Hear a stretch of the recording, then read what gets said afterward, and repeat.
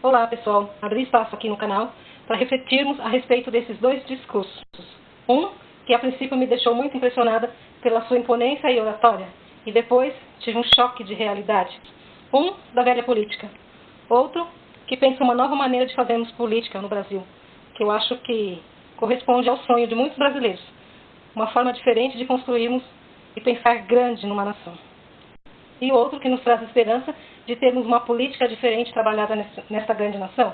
Observe os dois discursos, ouça as palavras e tire você mesmo as suas conclusões e depois me deixe aí um comentário. Excelentíssimo senhor presidente desta sessão preparatória, senador José Maranhão, excelentíssimas senhoras senadoras, excelentíssimos senhores senadores, o Brasil vive um momento crucial da sua história.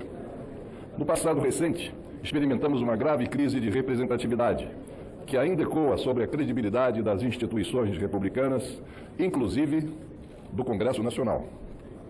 Emergimos das eleições como um país, uma sociedade e uma classe política divididas, para além das saudáveis divergências político-ideológicas. Amizades de longa data desfeitas, desentendimentos em família que apartam irmãos, pais e filhos, incapacidade de ouvir, entender e considerar o ponto de vista do outro. Superado o período eleitoral, persiste um ambiente polarizado que alimenta divisões e aprofunda ressentimentos. Houve, sim, uma grave ruptura social e política, muito pouco frequente na história brasileira. Este cenário é preocupante. Não avançaremos com um país ressentido consigo mesmo. Dividida, a sociedade não encontrará o caminho da prosperidade econômica e da superação das diversas desigualdades. O clamor das ruas exige respostas. Não desperdicemos os próximos anos. Enfrentemos os desafios com determinação. Rever o Pacto Federativo é fundamental para que estados e municípios deixem de ser humilhados e passem a ter os meios necessários ao adequado desempenho de suas competências. Aprofundar reformas estruturais é essencial para melhorar a eficiência da máquina pública e ampliar a associação de esforços com a iniciativa privada na busca pelo progresso e pelo bem-estar da população. Para tanto, precisamos de diálogo franco, aberto, produtivo e bem direcionado. E isso passa necessariamente pelo fortalecimento dos instrumentos da democracia representativa. A política, senhor presidente, senhoras e senhores senadores, deve construir consensos e apontar caminhos. Em política não pode haver dogmas. Assim, princípios e valores a serem vivenciados e objetivos a serem perseguidos.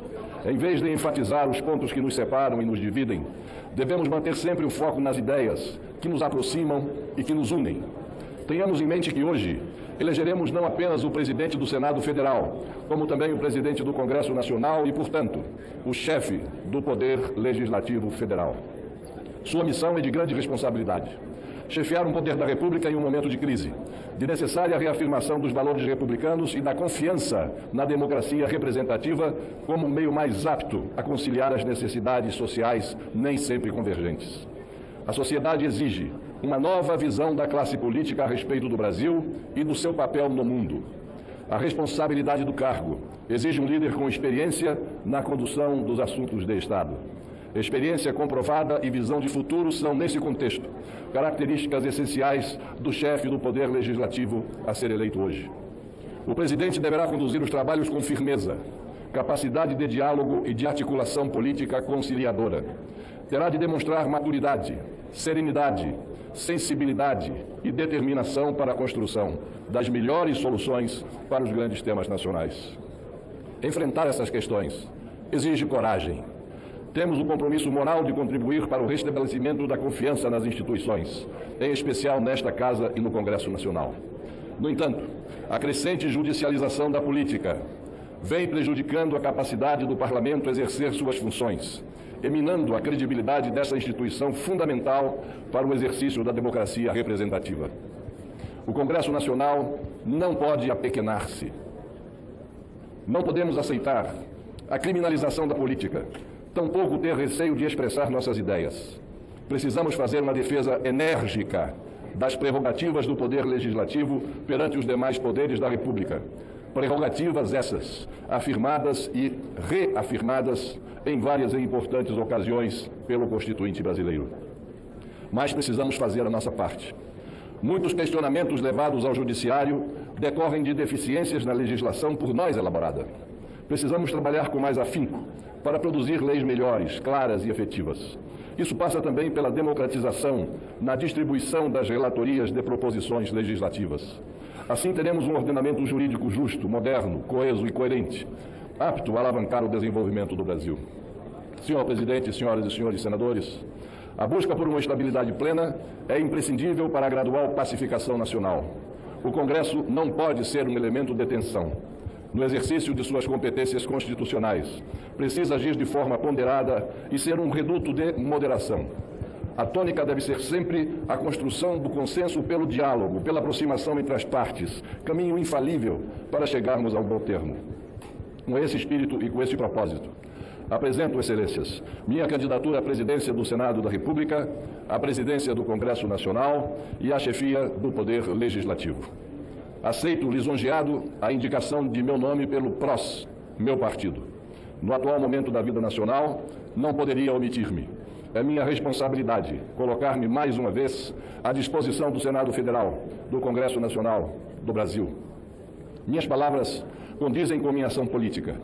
Tudo o que proponho já tive oportunidade de demonstrar na prática, como prefeito, deputado federal, governador de estado e presidente da República. Como senador já há 12 anos, presidi a Comissão de Relações Exteriores e Defesa Nacional, a Comissão de Serviços de Infraestrutura e a Comissão Mista de Controle das Atividades de Inteligência em 2 ocasiões cada, e liderei os blocos parlamentares União e Força e Moderador. Tenho conhecimento da realidade e dos desafios a serem enfrentados pelo chefe do Poder Legislativo. Essa experiência confere a mim condições de aferir o sentimento do Congresso Nacional quando da apreciação dos projetos submetidos ao Legislativo. Tenho ciência do papel deste poder na garantia da governabilidade do país.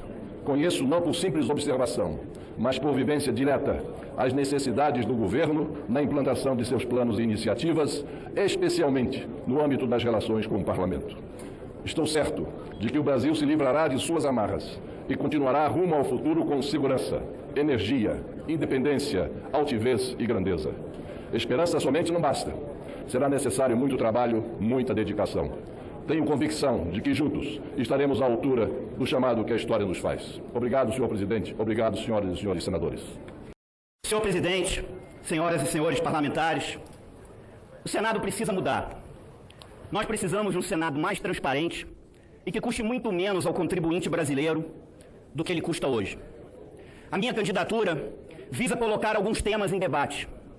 Temas que não são discutidos nessa casa e que são importantes para a sociedade brasileira, que é quem paga o funcionamento disso aqui.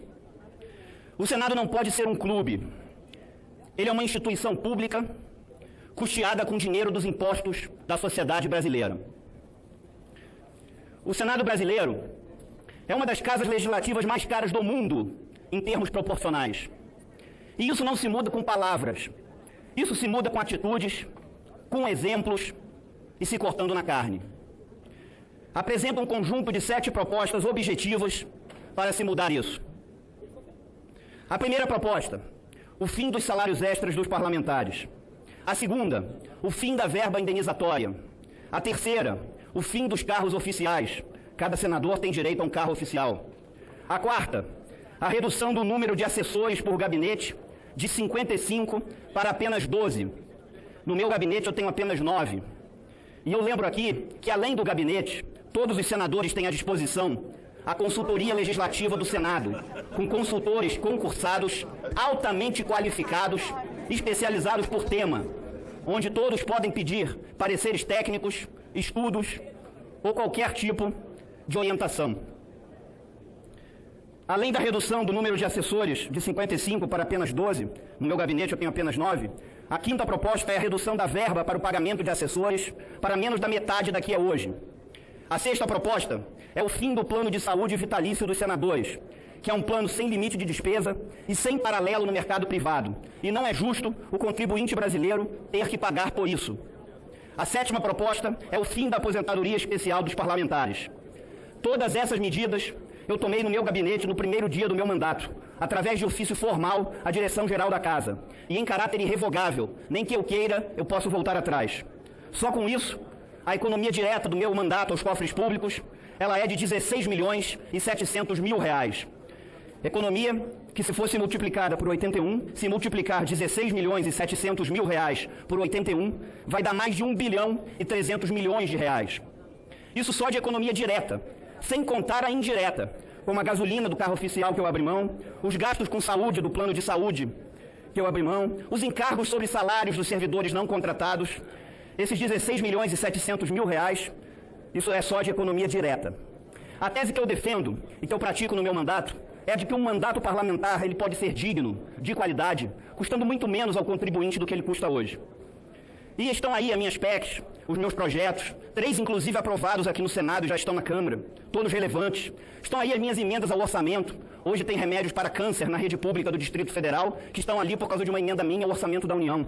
O DF recebeu também 14 ambulâncias novas, totalmente equipadas para o SAMU, por causa de uma outra emenda minha ao orçamento da União. Destinei recursos também para a reforma de escolas públicas. Então se pode ter um mandato digno, custando menos ao contribuinte brasileiro do que ele custa hoje. Além disso, senhor presidente, senhoras e senhores senadores, nós temos que discutir aqui o papel do Senado Federal.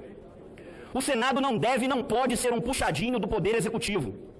Agora, não pode também e não deve também ser um instrumento de chantagem e barganha junto a esse poder.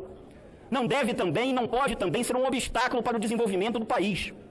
Todas as propostas colocadas devem ser votadas aqui, seguindo o rito legal, sem atropelo, porque também não pode ser puxadinho. Tem-se que respeitar o que está na Constituição Federal. Mas todas as propostas colocadas devem ser votadas aqui.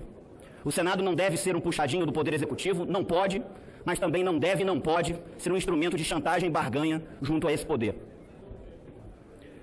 Além disso, é preciso se discutir aqui o processo legislativo, um processo muito burocrático e pouco ágil, que decepciona a sociedade brasileira.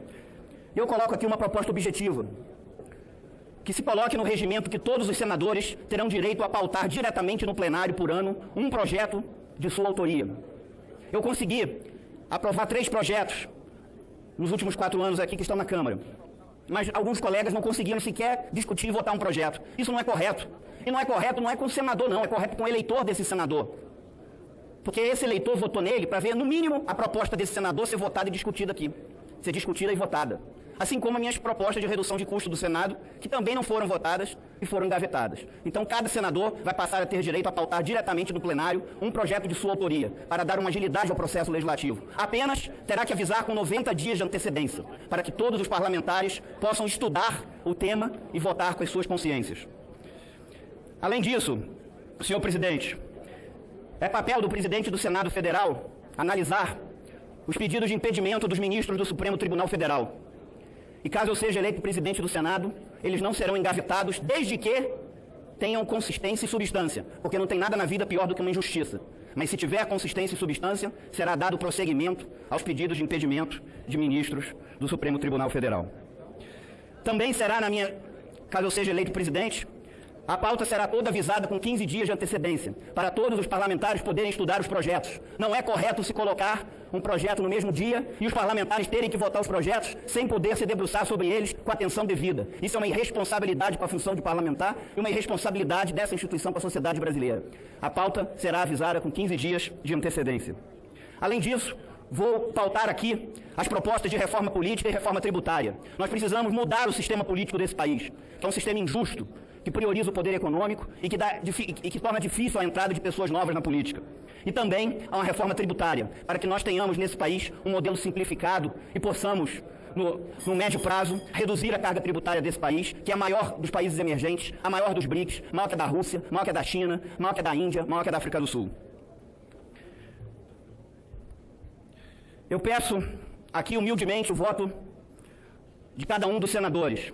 Todos que estão aqui foram eleitos democraticamente pela população das suas unidades, dos estados brasileiros e do Distrito Federal, das unidades da federação desse país. E queria pedir aqui humildemente o voto de cada um dos senhores. O Senado precisa mudar, nós precisamos de um Senado mais transparente e que custe muito menos ao contribuinte brasileiro do que ele custa hoje. Muito obrigado.